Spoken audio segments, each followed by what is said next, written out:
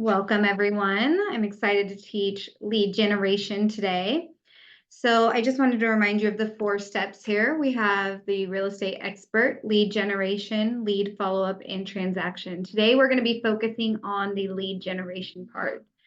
Hopefully, you all have been using your success systems daily after the classes and making those calls and doing that lead gen. That is so important and will help build your business. So today, sorry, I'm a little organized here. Today we will, if my slides will cooperate, maybe. Let's see. There we go. So today we will begin with our lead generation segment. We must find people to work with. These people are known as our leads. They are the ones in your CRM that they will fuel your business. They'll fuel the growth in the present and in the future. Leads are responsible for growth potential and protect you against market shifts, which we are in right now. Leads are going to be what you follow up with. In our next big segment are the leads are really the fundamentals of real estate. In this segment, we'll explore the who, what, where, when, why, and how of lead generation. So the 5 lead generation topics here: generate your leads, grow your database, capture leads with open houses, capture leads with social media, and capture more leads. So does anyone want to share how they have been lead generating and utilizing those success systems to build your database?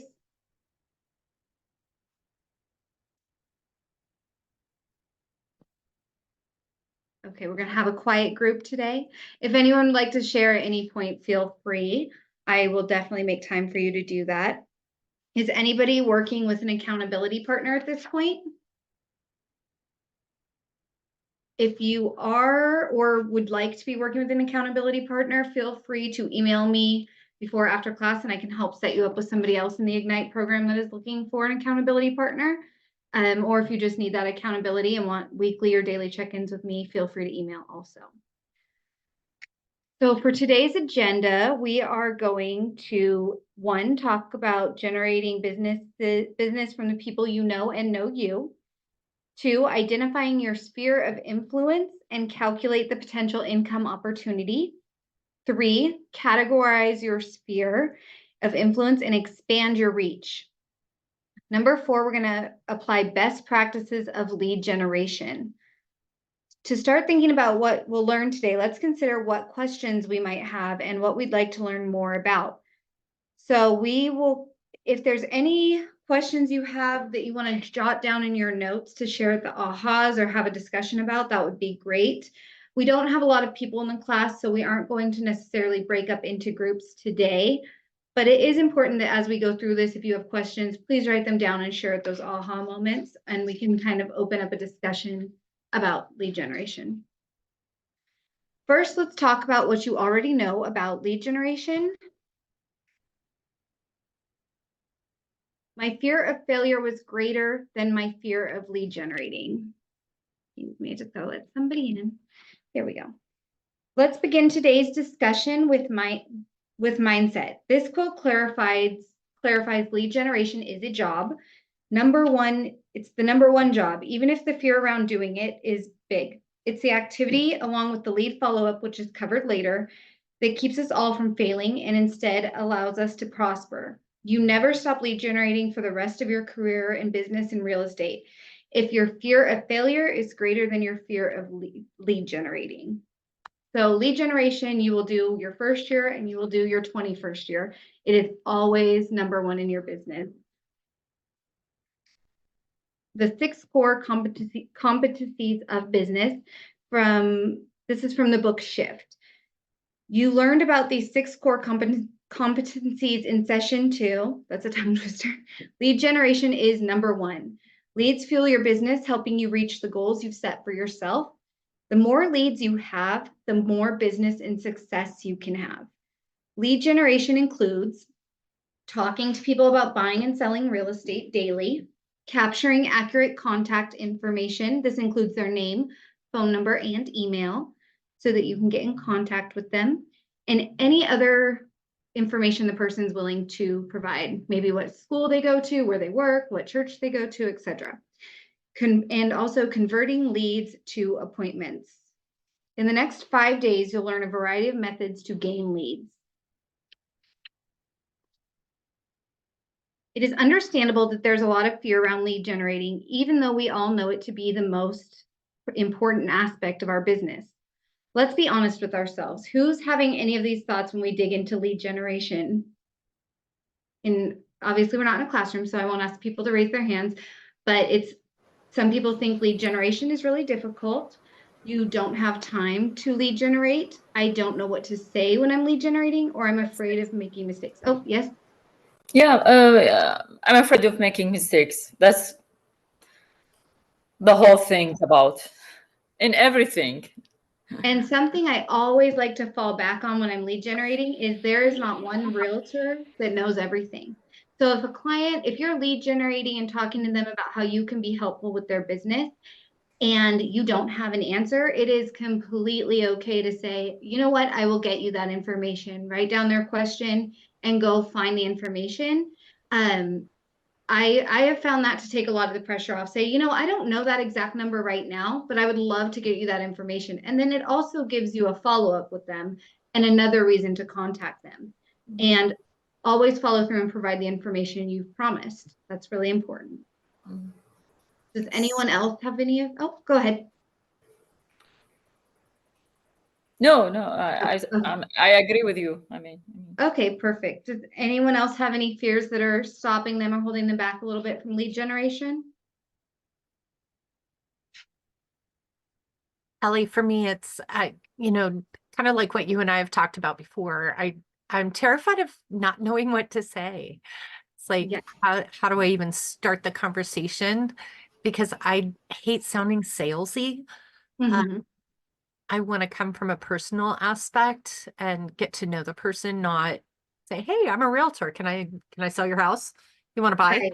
Yeah, And I don't want to do that, and it freaks me out. I get in my own head. Yeah. And a lot of that is everybody's business will look different. So if you want your business to come from a more personal aspect and work more with your sphere, which I know you definitely do, and we've discussed that before, you can ask them, hey, how's your family doing? Is anyone getting ready to move? Oh, your daughter just had a baby. Do they need a bigger place? Or how is their housing? How can I be helpful in that way? And come from a genuine place of wanting to help versus, hey, I'm a real estate agent. Think of me, think of me, think of me. It's more like, how can I help you in your personal situation if that's the way you want to use your business and utilize it? And people will respect that because you do care and you are offering genuine help as they transition through life. Yeah. And, in that I think number 4 on there, I'm afraid of making mistakes. Mhm. That's it. Everyone. What to say I'm making mistakes. It's like, no. Everyone has that fear. Yeah. Those are the actual exact fears that Gary Keller had when he started this business, and he found it to be what it is.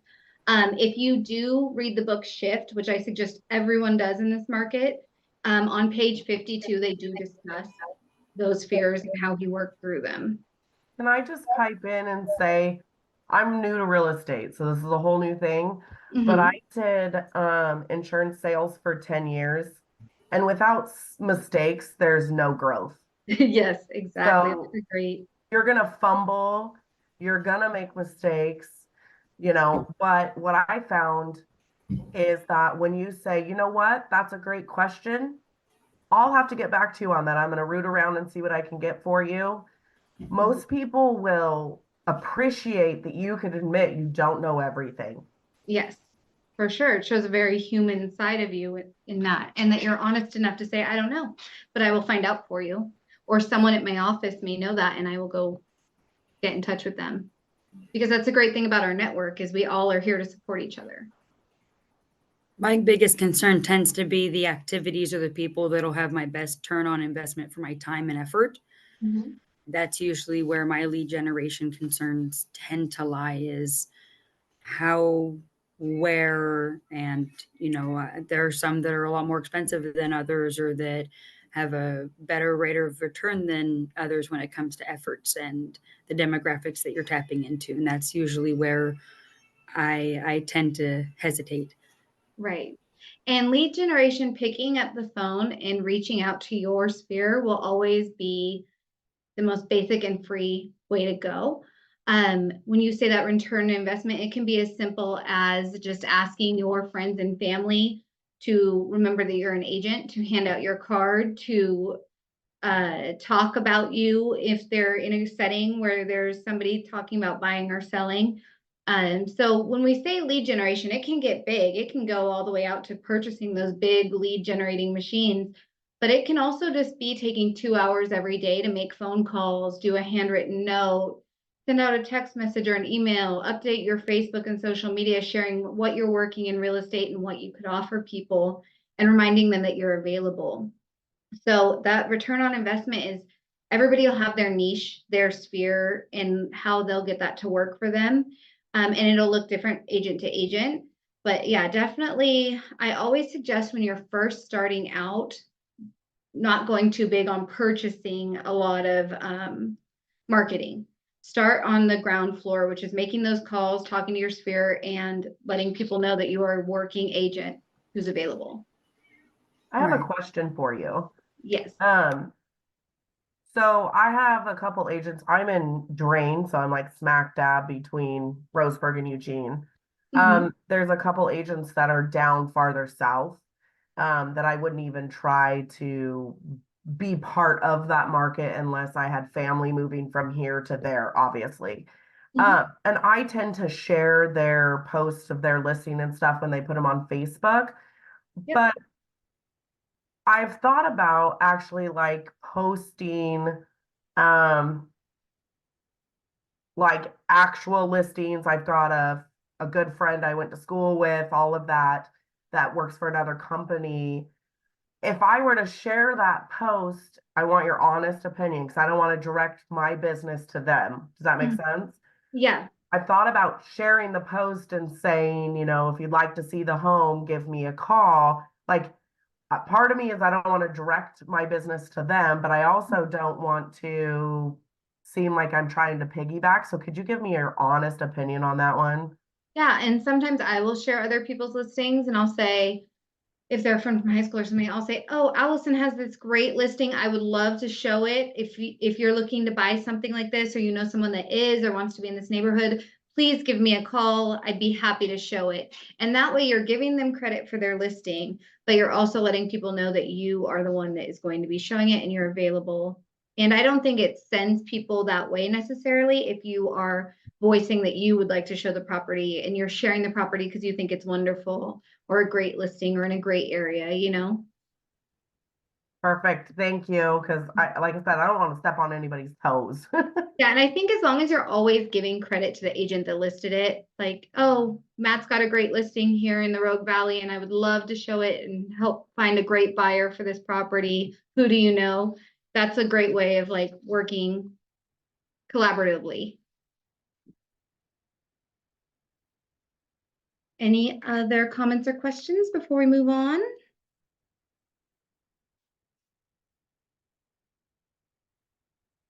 Okay. Oh, jumping ahead of myself here.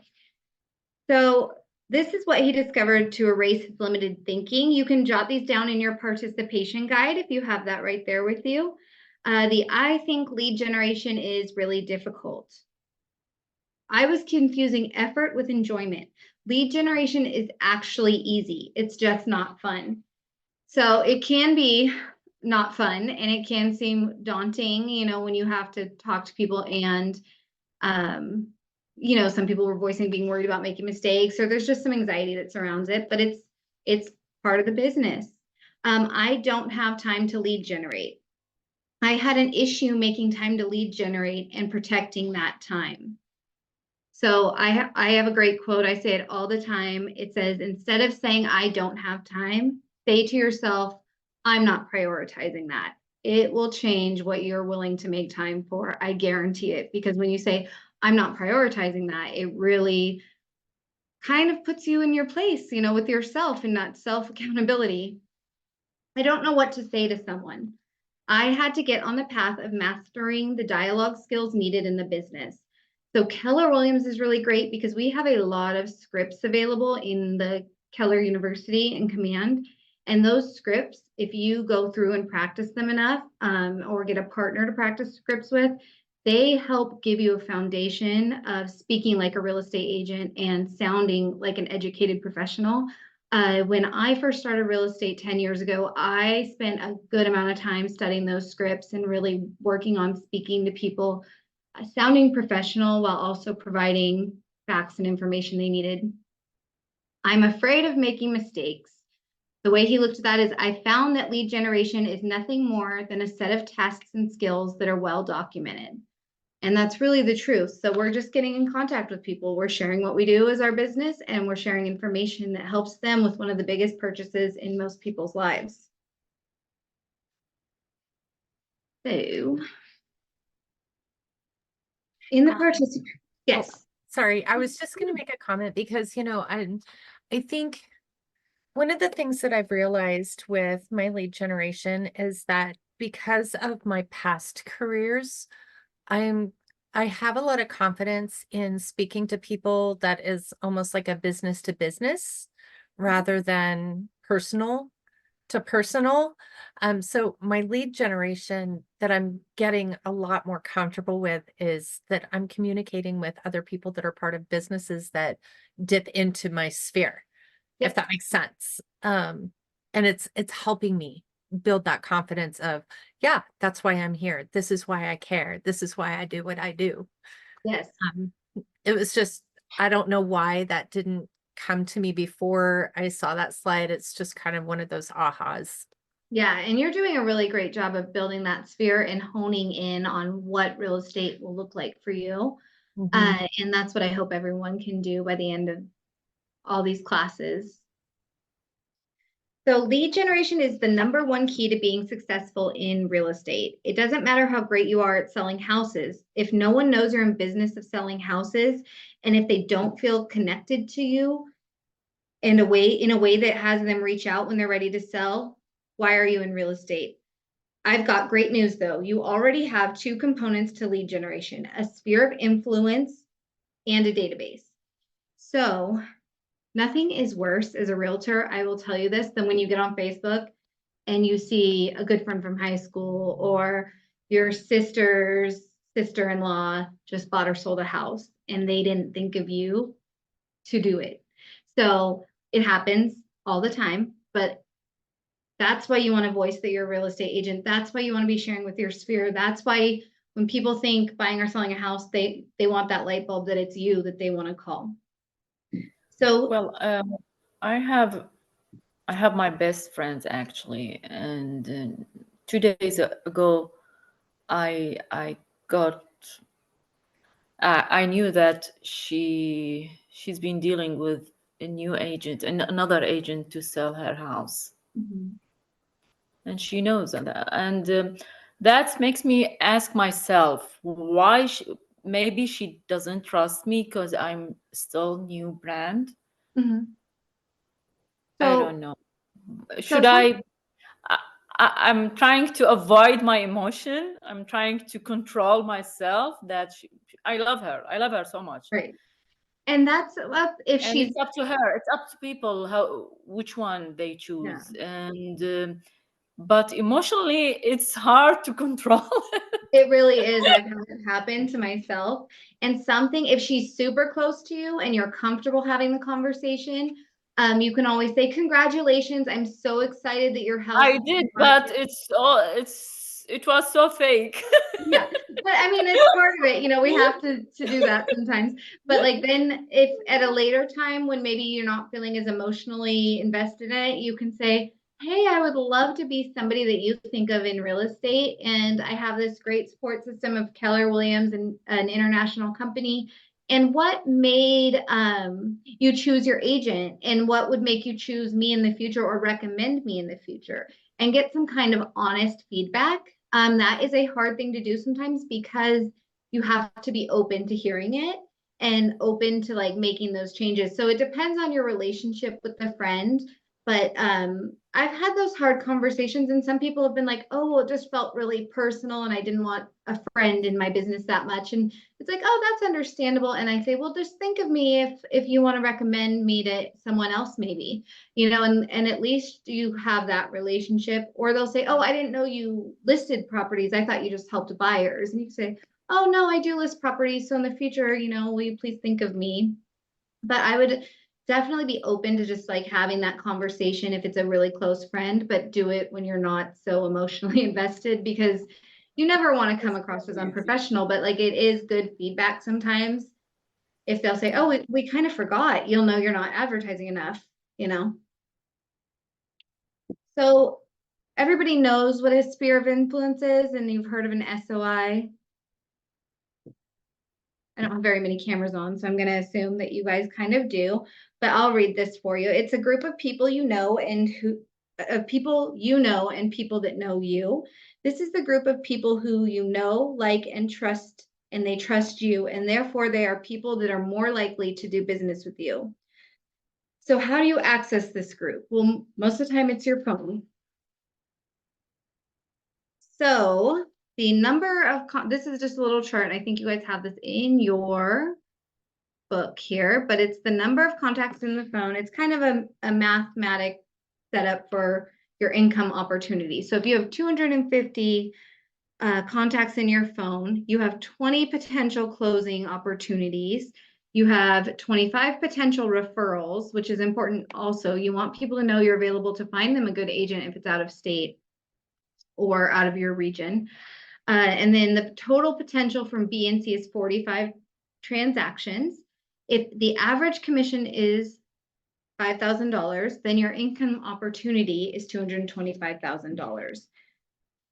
So if you get out your phone now and you go to your contacts, you'll scroll down to the bottom of your contacts list and you can see the number of contacts in your phone.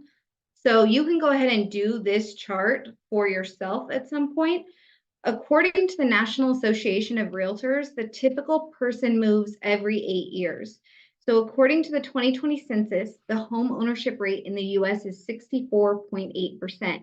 If we can assume that 64.8% of your database is a homeowner and they will move every 8 years, that means that about 8.1% of your database will buy and sell a home every 8 years. Let's use these numbers as, we're not going to go through the chart right now, but you can use these numbers to go ahead and do that. We went through this chart, but if you want to do it with your own phone, that's great too. So let's assume that all the people in your sphere of influence, 10% of them refer you to a client this year. That seems doable, right? On line C, you'll multiply your contacts by 0.01. This is how many referrals you would get if just 10% of the people referred your business. So when you say, or when they're saying get a referral, what you're wanting is somebody to think of you and say, hey, Tammy, you are a great fit for my friend who's buying or selling a house, and then they give you a referral. The other thing I like to do is I like to remind people that if you are moving in California, just because I'm not licensed in California, I can find you a great Keller Williams agent who will work in your area, has great reviews, and then you go ahead and get a referral fee off of that. So now we're going to take a number of home sales by those you know and trust and the people they could refer to you by multiplying by the average commission here. So we kind of went through this. The average commission is $5,000, and then that makes the income opportunity of $225,000 with all of those numbers together. So I really think it's a good idea at some point later that you go back and do that chart for yourself and kind of figure out where those income opportunities lie, and then maybe track for a year if you're doing that lead generation daily and see if you hit that number. We already covered how many people you have in your phone and how many potential sales they represent next year. Your contact list is your database. Your social media is another potential database. If we're going to be in a relationship with our contacts in a professional sense, we need to have them organized and accessible in a smart database. Though your phone may be smart, it's unlikely that your database is yet. You have a sphere of influence, a database, and you've been generating leads from that database by communicating with it strategically. So how have we already been lead generating in class? So you guys have been using the success systems. Has anyone had any ahas from that? And have you made any new contacts that you're excited about?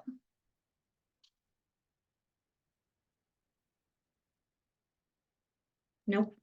Okay, so when you're lead generating, you'll definitely have those moments where you're like, oh, that's the click. That is the person I needed to get my business rolling and get started. And that's a really exciting moment. Lead generating can be super dull, but that one click can make it all worth it.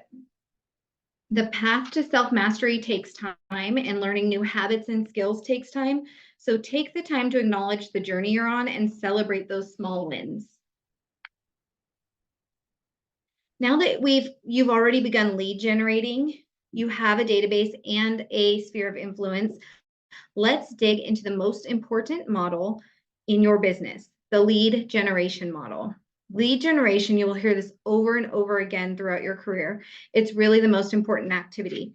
It's the first thing you need to know when you start real estate. And it's the last thing you'll give up doing for yourself if you decide to start a team and leverage your business to the point that you're no longer involved in the day-to-day of running it. Think about that. What we are learning today is the foundation of $1 million and multi-million dollar or even $1 billion business, depending on how big you want it to get. This is why your time each day completing your success systems along with your peers is so important.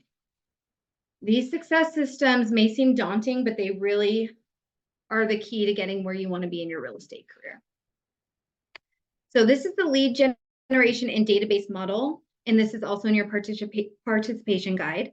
As you've learned, Keller Williams has a model for everything. It makes sense that there would be a model for a number one job, lead generation. Though it may look complicated, it's about one thing, it's relationships. You are in a relationship business. The more relationships you have, the more business you're going to have.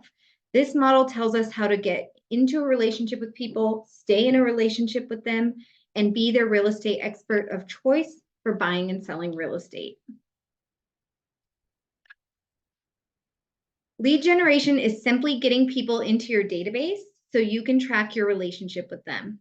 As you can see at the top of the model here, there are two different activities that can bring leads into your business: prospecting and marketing. You can never have too many leads. A lot of leads or a quantity of leads gives you good quality leads. You always want to cast a wide net. So go ahead and turn to the prospecting versus marketing page in the participation guide. It is the best practice to lead generate leads through a prospecting-based marketing enhanced approach. Prospecting is proactive and direct. You are actively searching for leads. Prospecting is low cost to no cost method, yields a quantity of leads, which in turn gives you quality leads, establishes personal relationships, keeps you in direct contact with the market of the moment, and increases your confidence and skills. So the more you're doing this and the wider you're casting that net, you are going to get more and more confident and have more and more experience to build on. With marketing, you are putting your information out there to attract leads through sources like social media, print ads, radio ads, promotional materials, and we'll talk a little bit more about this in some of the other sessions, all the marketing options. The market, your preferences, your budget, and your goals will usually dictate the types of leads you employ. Top agents track their most productive lead sources, which usually are the sphere of influence, repeat business, referrals, and offline advertising, direct mail, yard signs, etc.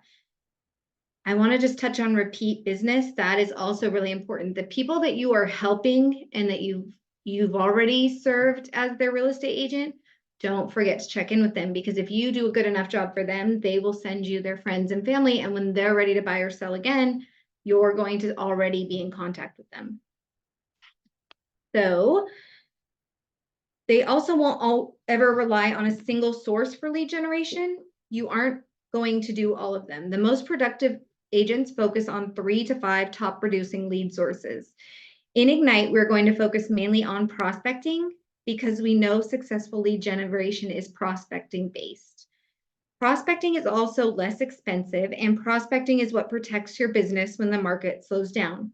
Even more specifically, we'll focus on prospecting within your sphere. As you gather people's information through prospecting or marketing, or have the generated lead, that next step is to put that information into your database. A database is simply a container that holds information for all the leads that you've generated. If you are looking for a cost-efficient tool to build out your smart database, Keller Williams has you covered with Command. Command is more than a database. With this platform, you have access to interconnected tools to support you from lead to close, all while maintaining your relationships. Who is using Command currently?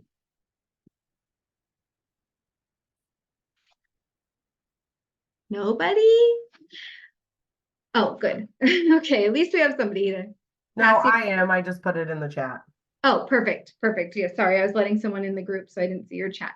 But yes, so utilize Command. It is already included in your monthly office bill, and it is such a great tool. You can set up campaigns, you can do your marketing from there. So if you are not using Command and would like more information or a run through on Command, please get in contact with me after class and we'll make that happen. A smart database provides you with the ability to have planned and meaningful communication with those in it, which keeps you in relationships. We can think of your smart database as a data bank because it generates money for you. There's nothing more valuable to your business than your data bank. So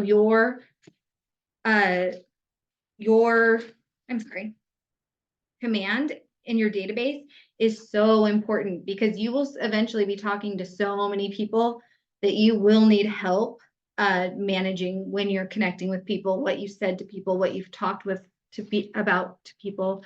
So make sure you're really getting your contacts into that database. And like I said, if you need help, please email me because this part is so important. Okay.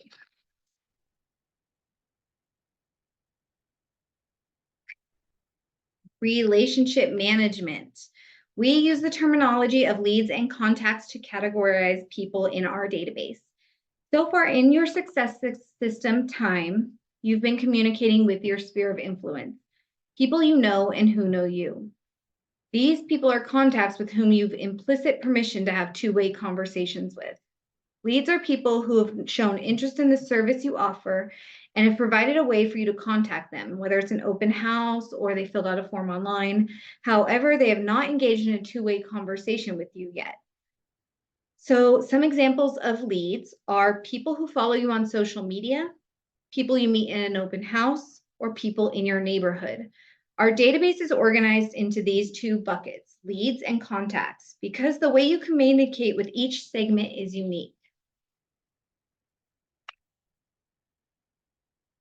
Once you have a lead, you need to create a relationship with that person. For contacts, you want to sustain and strengthen your friendships. This is just an introduction into what sustaining relationships looks like, since we have a whole section on lead follow-up later in Ignite. Sustaining our relationships is what we see in a model as cultivating contacts for conversations. Sorry, guys, jumped ahead a little bit. Converting a lead or a contact to an appointment means that your client has the intent to buy or sell real estate. So we're going to look at the types of lead generation in your participation guide. Each time you reach out to a person in your database, that communication is called a touch. A purposefully planned series of touches is called a campaign. A coordinated campaign of touches over time puts you front and center in people's minds when they think of real estate. These touches are how we nurture and strengthen our relationships.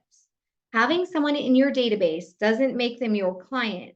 Reaching out to them consistently, systematically with value, and deepening your relationships will lead them to choose to be your client. One way to consistently and systematically reach out to your database is through automated touches.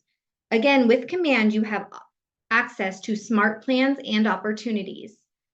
These tools provide you the option to automate your emails, text messages, and even set up notification reminders to call your leads and contacts. So Command will make it mindless for you to click on there and see who you need to contact that day, see who's on your email campaigns and where they're sitting at. So that is a great tool to utilize once again. The final piece of the model is the client and referral loop. Once the lead is converted to a contact, they can provide either new or repeat business, or they can provide referrals.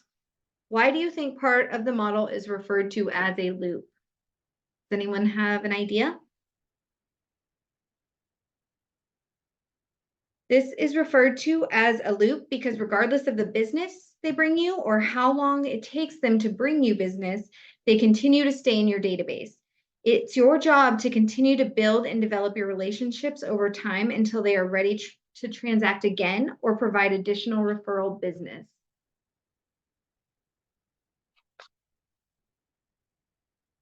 So let's put it all together.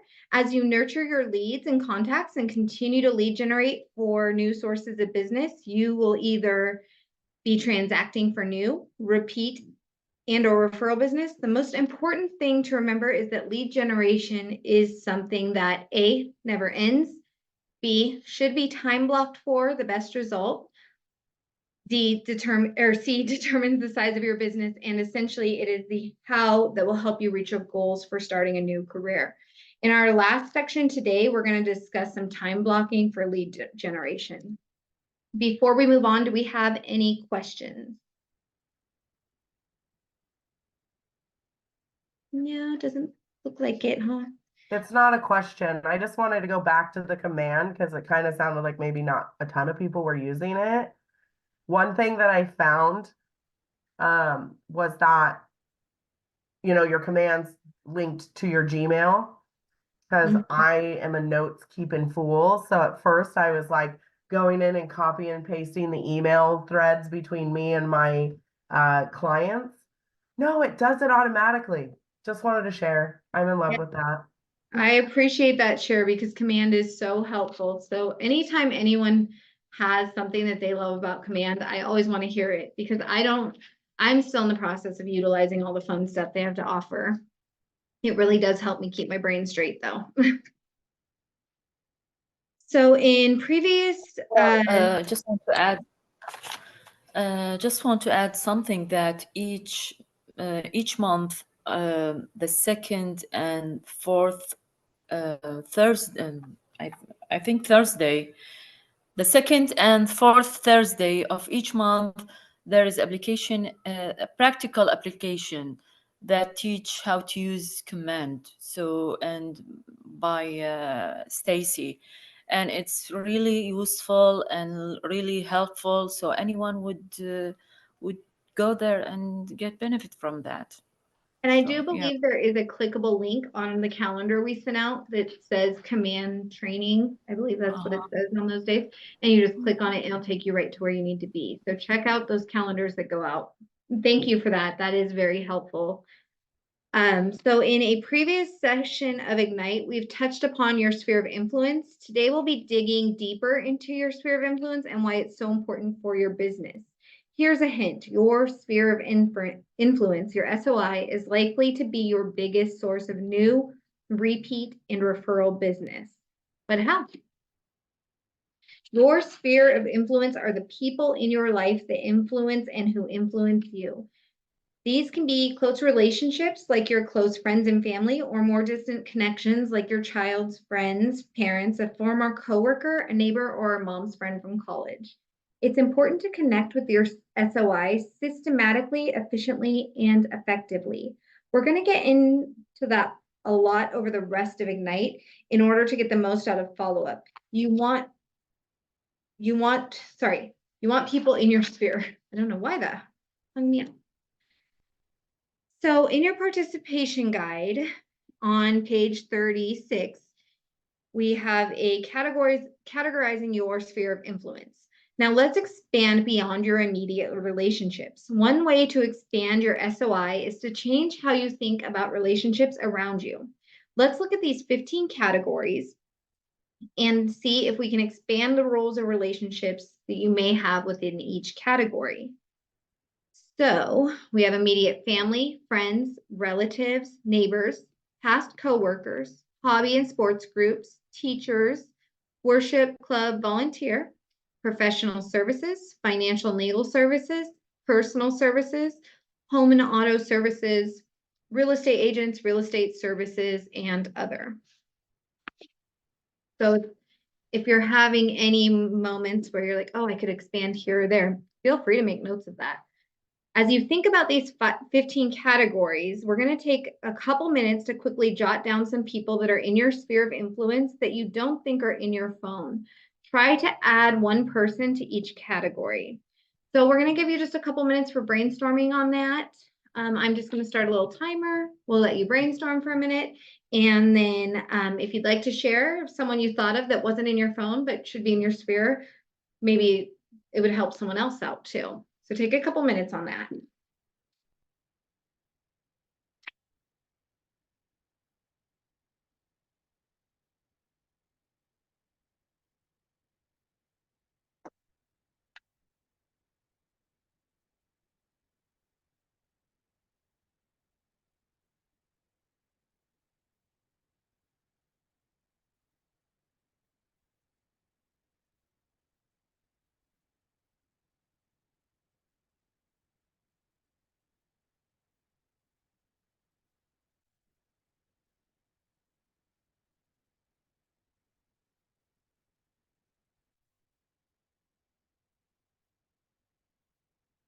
Okay, would anybody like to share someone they thought of?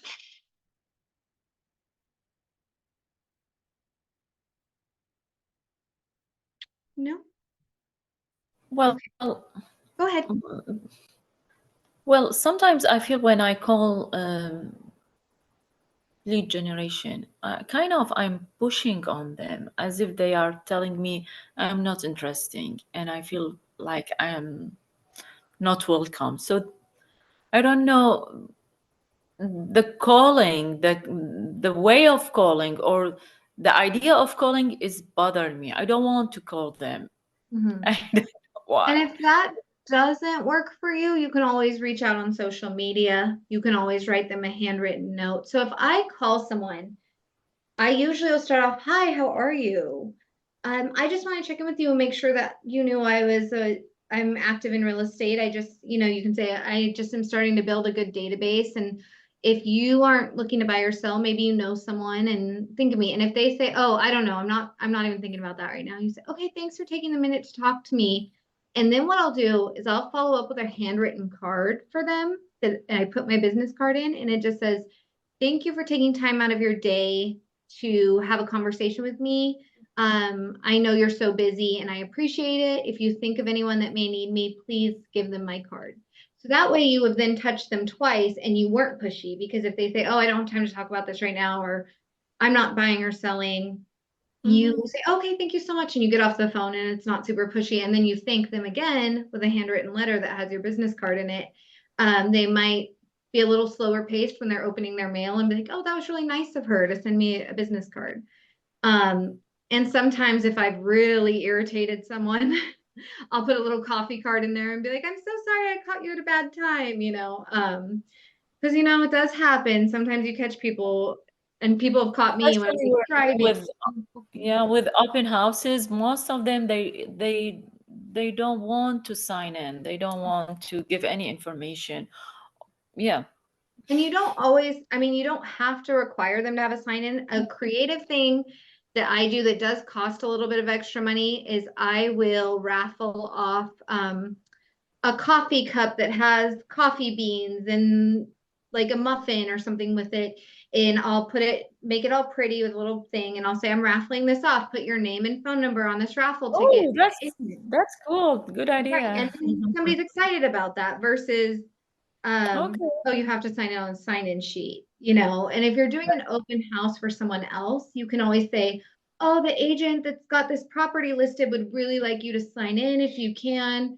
And then you're putting the blame on someone else. So if they're like, no way, I don't want to do that, you can be like, oh, it's okay, like you don't have to, and then you're still the good guy, you're still you still have that out of like not being like, I need you to sign in, So those are a couple creative ways to kind of get around that. So if you're ready to shift your mindset yet again, there's perspective to help build your business.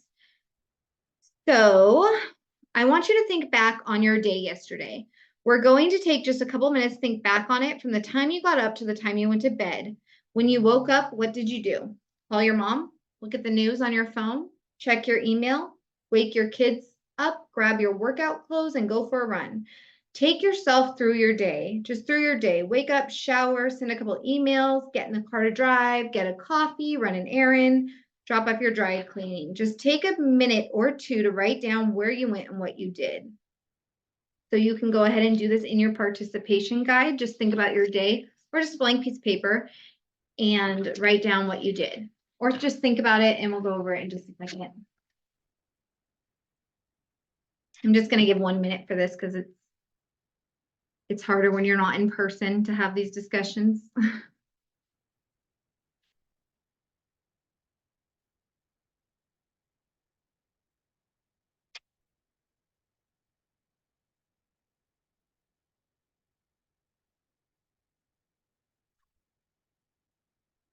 So now I want you to look at your list and think about the people you interacted with or you spoke with during those moments. Whether it was the girl at the coffee stand, your dry cleaner, who was the first person you interacted with? Did you have a conversation? What did you talk about? Who did you email? Who did you call or who called you? Who did you say hi to, give an order to, or smile at? Did you wave at your child's friend's mother at drop-off? Did you smile at a barista before he took your order at the coffee shop? Did you say hi to your neighbor while walking your dog? Go back through your day and think about the people you interacted with. You don't need to know their names, just think about who they were. So after you've done that, you've identified the activities and people you interacted with yesterday. Now I want you to think about those interactions. Could you deepen your relationship with any of those people?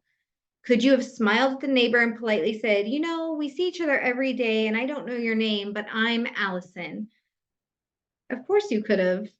What about those you didn't interact with? Could you have smiled and said good morning to the barista rather than just ordering? Yeah, you could have. It's time to change the way you think about your days. You aren't just running errands, you're meeting potential buyers and sellers. You aren't just ordering a coffee, you're creating a relationship with the people who help you. And because of the relationship, you may be poised to help them the day they are ready to buy or sell real estate. Your job is to meet and connect with people. If you think about it, that's kind of amazing. So a prime example of this is most of you have been to Dutch Bros. Their number one question is, what are you doing today? It's so easy to reply, I'm a real estate agent. I'm helping people buy or sell houses, or I'm headed to my office. And a lot of times that opens a conversation. So the next time they see you, they know you're a real estate agent. You could get to talking more. Hey, here's my card, and have more of a conversation there. So I would definitely think about those interactions and try to make them a little deeper in the following weeks as you do Ignite and from now on, because really the product we are selling is ourselves and how we can support and help people with a huge purchase in their lives. And you will be somebody they remember, and hopefully it's a fond memory. In the next activity, we'll be having a discussion to go over our daily activities. So the goal of the activities is to help find places where we might be more active. So what I'm going to ask from all of you after doing the list and kind of just mentally thinking about that is if a few people could share one area where they might be able to share the information that they're a real estate agent, that they think now, oh yeah, I will be able to open up to that. Anybody? Okay, well, I shared mine, and that's the Dutch Bros one. Oh, Tamara, do you have one? Yeah, I was coming off of mute. Yeah, definitely. Starbucks, they know me. And I have done that because one of the managers there, I start to order at you know, in the drive-through, and he knows immediately who it is. So I have had that opportunity with him, but uh, for my sector of business, I spend a lot of time going to independent living, 55 plus. And so I'm there for lots of different purposes, but the main one is to help them through that next phase of their life. So it's a good segue. Yes, you are doing a really great job of doing that. And Oh, I'm I don't know about all that, Allie. Well, I'm trying. excited for you, just hearing like what you've been doing, and you really have been utilizing some of this Ignite stuff. So I am trying. yes. Well, thank you for sharing. Yeah. So as you saw in the last exercise and conversation, my slides are freezing up on me again. Hold on one second, guys. Hey, Allie, I was just looking in the chat and what Matt said. I love what he just said about reaching out to friends who own businesses and asking them what they need and offering Google reviews, help them boast. He is so right. And I know several people that do handmade items, and Mhm. when they post on their own Facebook page, I'll share for them. It just makes a huge impression for them, and they're going to remember me more because I'm helping them. So I love what he just said. Yes, small businesses helping small businesses is a great way to go. I Yeah. love the birthday card thing also. Mm-hmm. So that's great too. So let's see. As you saw in the last exercise, sometimes all you need to do is think about the things from a different angle and you can achieve more. You found more members of your sphere of influence simply by viewing them as categories of people you know. If you don't feel like you really dove in deep on that, definitely always go back to it and do that. At KW, we have a coaching program called Bold that you'll have the opportunity to experience at some point. I believe Bold comes around here about twice a year. Bold stands for Business Objective, a Life by Design. One of the greatest things about Bold is that it helps you create the mindset of abundance and growth. What you did just with the 15 categories was a simple example of changing how you look at things so things you look at change. You changed how you look at those that you know and were able to find more people by doing so. Being a successful agent is about finding more people to help and serve in buying or selling their homes. When you change how you look at the world, you will find more of those people that you can help. So we're kind of in an aha moment here. And one thing I just thought of that really is just coming into connecting with people is during Bold, they have you make a certain number of contacts a day. And I remember the first time I ever did Bold, I was like, oh, I'm not going to hit my contacts for the day. And I went to a car dealership. And let me tell you, you'll get at least 3 contacts going to a car dealership because they will come to you. All you have to do is walk around and look at the cars and you will get contacts. So that's another creative way of like just meeting people and talking to people. And those people being in sales might want to interact with you. I have a friend that sells cars and she and I kind of send people back and forth. So it's another thing to think about.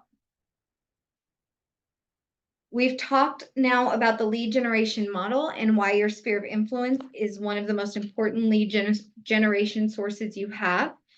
We've also talked about just how many people are already in your SOI and expanded it by shifting how we think about it.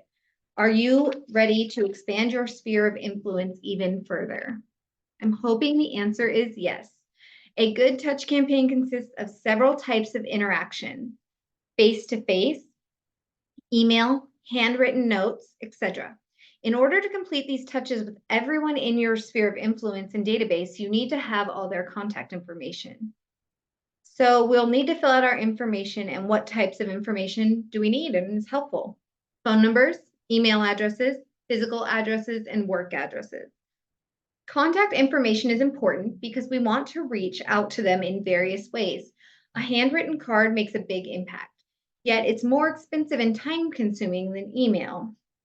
A handwritten card may not be the best channel for a lot of information. Imagine mailing an update on the homes that have sold in your SOI's neighborhood versus sending an email. With the email, your SOI has the ability to click on the hyperlinks to learn about more homes sold in their neighborhood. Not only do you want contact information, you also want to gather their personal information because it gives us something to reach out about and helps us know them and their needs better. So what kind of personal information is that? A birthday, a favorite color, where they're from, their family status, their kids' birthdays, or hobbies. Those are all reasons that you could pick up the phone and call and say, hey, I know it's Michael's birthday. I just wanted to wish him a happy birthday. Are you, do you have any fun plans? What are you doing? Things like that. Or I saw this purple flower and I thought of you and I wanted to stop by and give it to you if you had a minute. All ways to come into contact. If you know someone's birthday, you could give them a call. You could send them a card or just shoot them a text if you're not wanting to call.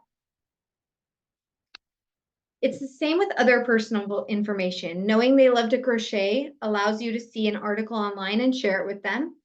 Knowing they have kids lets you wish a happy summer or drop off a rainy day, keep busy kit during the second straight week of rain when you know they are likely to be stressed out with the kids at home, locked in the house. Might we also like to know if they're a homeowner or renter? Obviously. Another way to expand your SOI is to expand what you know so you have more opportunities to connect. A great tool that makes this so easy is Facebook. Facebook shares birthdays, their wedding anniversary. You can gather a lot of information just by keeping a calendar by the computer when you're on your phone on Facebook and writing down dates to remember. If you see it's someone's birthday on Facebook, direct message them to ask them their address to send a card. If your neighbor's complaining about low water pressure, ask them for their phone number so you can share the contact to your favorite plumber. Call your child's friend's mother that you know likes staying on top of what's going on in the neighborhood. Ask for her email so you can set her up with monthly neighborhood nurture emails. These touches bring value to your contacts' lives. Another way to expand your sphere is to pull those you have casual relationships with into a closer proximity. We've already talked about this when we went through your day. Start to see everyday life, tasks, and errands as an opportunity to get into relationships or closer relationships with people. Do you usually play games on your phone when not cheering on your daughter's soccer team? If so, put down the phone and talk to a parent next to you. As we mentioned before, get the name of the barista you see multiple times a week. These folks may or may not be in the market for a home now, but don't forget that 8.1% of the people they know may be. Remember, this is your career. If they buy a house this year, great. If they buy a house next year, great. If they refer business to you multiple times over your career, that's even better. Another great way to expand your SOI is to meet with others with similar interests and values. If you love basketball, why not join a neighborhood league? Always wanted to help clean green spaces in your city? Do it. It'll help you connect with people. Real estate is a really demanding career, and what career isn't? But you are starting a new career. It's important to have a career you enjoy. So go ahead and align your career with your interests and values, because those interests and values will bring you into contact with like-minded people who need a place to live. Another great tip to expand your SOI is to wear your Keller Williams name tag and colors proudly. One of the largest mega agents in our company was forced to leave his entire business when a hurricane devastated his area. He and his wife picked up and moved to a place where they knew no one. They started their lead generation by wearing their company clothes to the gym and around town. With their approachable demeanors and smiles, people asked them about their business. This gave them perfect opportunity to tell people about real estate and to help them build a business so large they now own several market centers. Change the way you look at things, and the things you look at change. You no longer have errands. You have opportunities to get into a relationship with people and learn how you can help them. Even if it weren't going to make you money, it sounds like a pretty good life to be able to help people. When we discussed the lead generation model, we saw that your business will come from new, repeat, and referral business. Remember, your sphere of influence are those people who know you, your reputation, and your professionalism, and are likely to give you referrals. Like you, they know a lot of people and they have their own spheres of influence. And guess what? Most of your sphere wants to help you succeed at your real estate business and are eager to help you. You need to be sure your sphere knows that you're a real estate agent and that you want to work with friends, family, coworkers, and acquaintances. You want to let them know that you would love for them to tell you if they know anyone who's looking to buy or sell. Let's look at some conversation starters to see how easy it is to ask for referrals.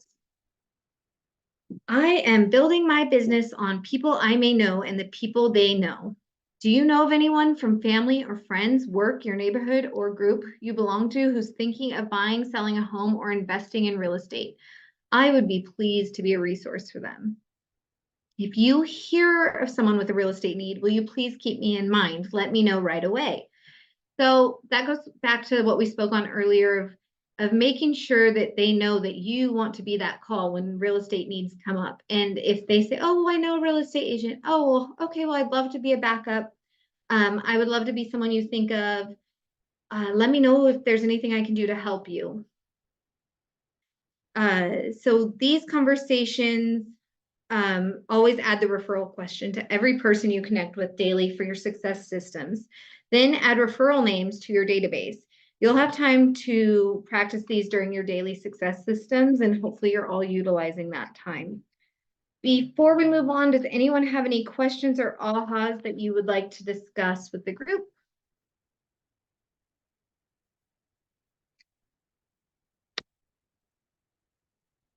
Okay.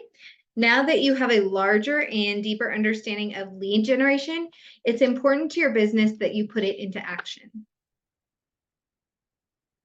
As you begin your real estate career, there are some best practices that will help you establish a productive lead generation system. The lead generation program will be one of the that you will be consistent with that also delivers leads.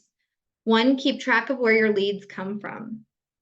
2, audit your lead sources to determine what your top lead sources are. It is a best practice to focus on your top 3 to 5 lead sources. 3, diversify your database. An openness to a diverse client base opens opportunities. Diversifying your database today brings more leads today and exponential growth. Diversity is not one thing. For example, race. Diversity is what makes each of us unique. It's about the cultural backgrounds, experiences, personalities, and beliefs. It includes race, nationality, gender, physical and mental ability, spiritual and religious beliefs, sexual orientation, and more. A diverse database and sphere of influence prepares your business for changes in the market. The broader and more inclusive your client pool is, the more ready you will be for changes from demographic shifts to new trends in the real estate industry. Be consistent and lead generate in every day. So go ahead and refer to your participation guide, page 53. There is one additional best practice, and that is time blocking. Time blocking your lead generation is and protecting that time block. So how do you ensure that your lead generation time is a priority? And have you been making your daily success systems a priority? Top agents time block lead generation first. Most top agents lead generate for 3 or more hours a day. I can speak to this. A lot of top agents, they will have lead generation from 9 a.m. to 12 p.m. every day. And sometimes with these bigger teams, it is the whole team doing it. Tammy, did you have something to say? No. Oh, okay. Sorry, I just said you're Sorry. muted. No, it's okay. So it's best to schedule your lead generation time and take action on your job 1 before anything else. That's why a lot of agents do it first thing in the morning. Block this time in your calendar as essential. It's an important to your business as brushing your teeth every morning and your health.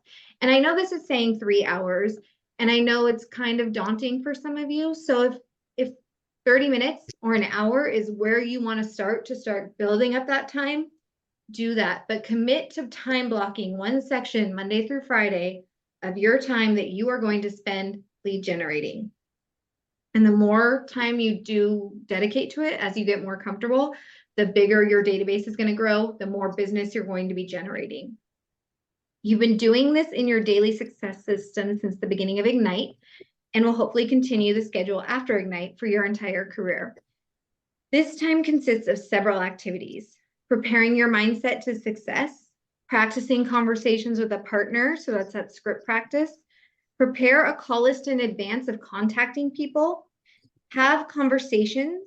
Maintain an up-to-date database by putting notes in from your conversation. And follow up on any commitments or promises you made.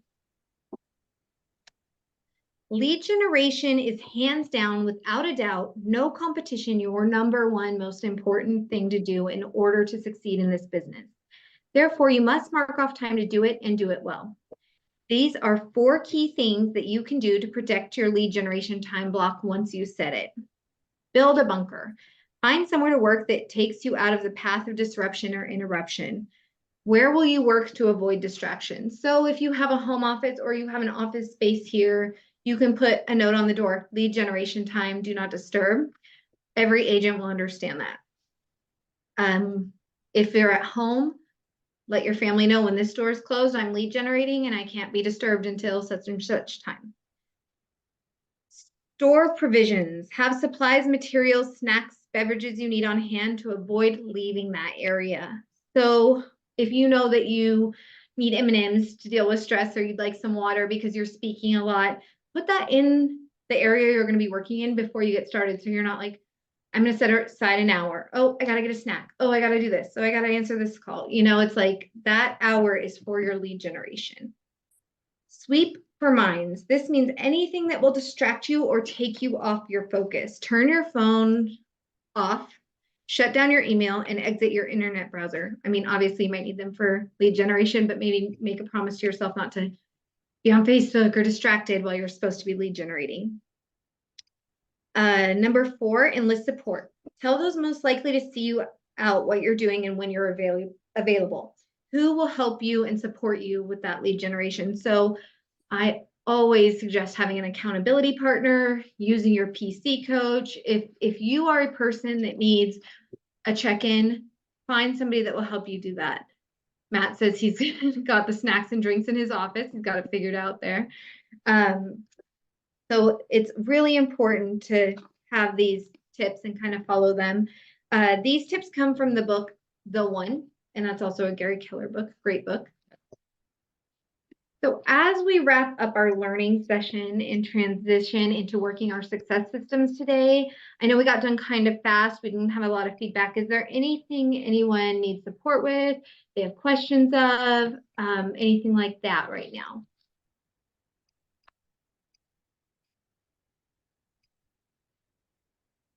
Allie, could you drop your email into the chat?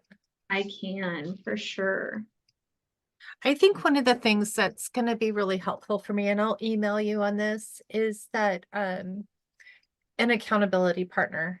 That would be super helpful for me. Perfect. And then if anyone else feels that same way, send me an email and I can like hook you up together, or, you know, I'd be happy to be that accountability person. I am for a couple people in the coaching program already. So don't be afraid to ask for the support you need from us coaches. We are here to help you. So each and every, these slides, oh, there we go. Each day in Ignite, we grow in how we think, feel, act, and implement what you've learned. From learning in ahas, you move forward toward achievement of your big life.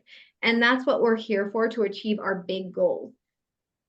So in your participation guide, you can go ahead and take 3 to 5 minutes to write down the areas that have grown in your way of thinking, or that you see growing in your life as you move forward. Any common themes that might be going through your head as you do more of these Ignite classes. So take this time to reflect on what you've learned and what's building your confidence and how you're celebrating that growth. So go ahead and take a few minutes and do that right now. And then if you feel like sharing, jump on in and share with the group.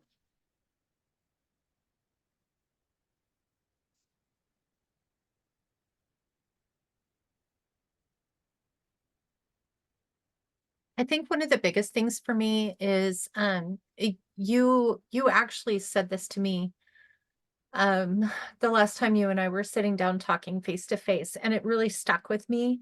It's that be brave for 5 seconds. Yes, I always Holy say that. cow.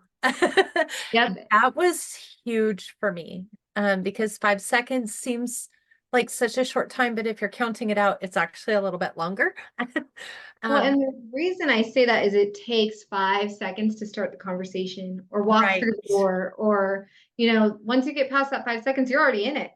So be with us Exactly, for 5 seconds. I did that today with, calling and setting some appointments, and I was like, oh my gosh, I've done this before, but this is a new person. I haven't talked to them, and how am I going to approach them? I overthink it so much that I had to be brave for that 5 seconds that the phone was ringing until they said hello. Yep. And then it was, oh, I can't back out now. Right, the conversation just starts. Yeah. So that was a really big thing for me. Good. I'm glad you're It's utilizing. been very helpful. Good. I've always said that, and I said it to my daughter her entire life. And now she's I 18, love getting that. into real estate. So, Yeah. but yeah, I think that's so important because it can be daunting, and you can overthink any situation. What if they say this? What if they do this? Uh-huh. And it really just takes reaching out to call. The worst thing they're going to say is, I'm not interested. And then you move on to the next call. And that's all you can do. Yeah. So I'm going to go ahead. Is there anyone else that would like to share? No. Okay, so I know that you guys probably know the success systems, but it's a little different when we're on Zoom because I don't have you in the room doing them. But I'm going to just kind of go over like a list of them, and you guys are suggested to do these for 2 hours every day. There's role play conversations with a partner. If you don't have a partner, there's a lot of scripts on KW Command. Mary, are you trying to say something? I think I can't hear you. You're not muted, but we're not hearing you. I'm going to keep moving on, but if you get your sound working, I'll stop. So you can do script practice, or you can pair up and call someone and just practice talking to people. So there's role play, you can even have like a spouse, partner, or someone in your office work with you on them pretending to be a client, especially if it's an agent that's been in the business a long time. They can be pretending to be a client, and you can pretend to open those conversations with them. So try to have 10 conversations with your sphere every day, and add 10 contacts to your database in Command. Try to do 10 handwritten notes, and also try to get something on social media every day. So just keep working those lead generation tools.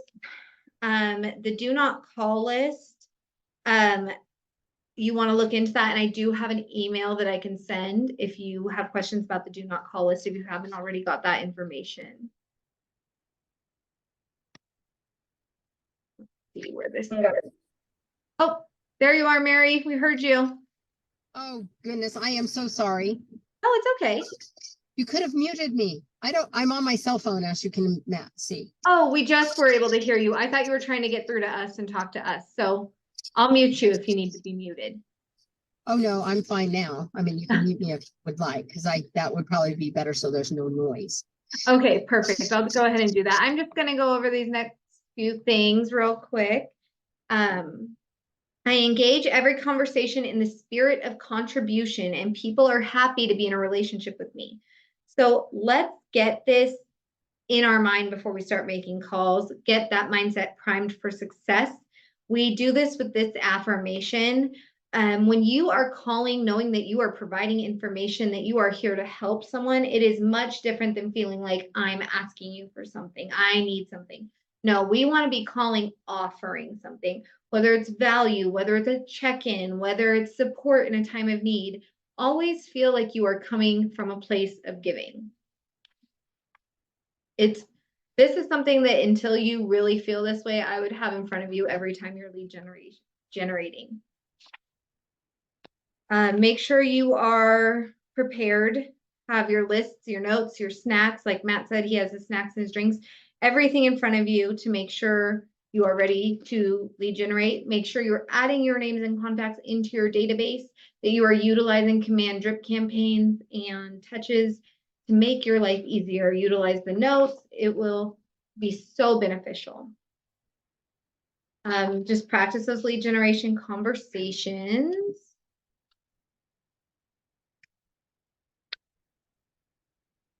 And make sure you're following up with contacts. If you tell somebody, I'm going to send you a CMA, or I'm going to send you this information for a lender, or whatever it may be, always make sure you follow through with that. You want people to know that you are going to do what you say you're going to do. And celebrate all your successes. Take a minute when you get that appointment set, when you have that conversation where somebody thanks you for your knowledge, celebrate that, because that's so important. You all are working really hard to build this new career, and you should take time to enjoy the fruits of your labor.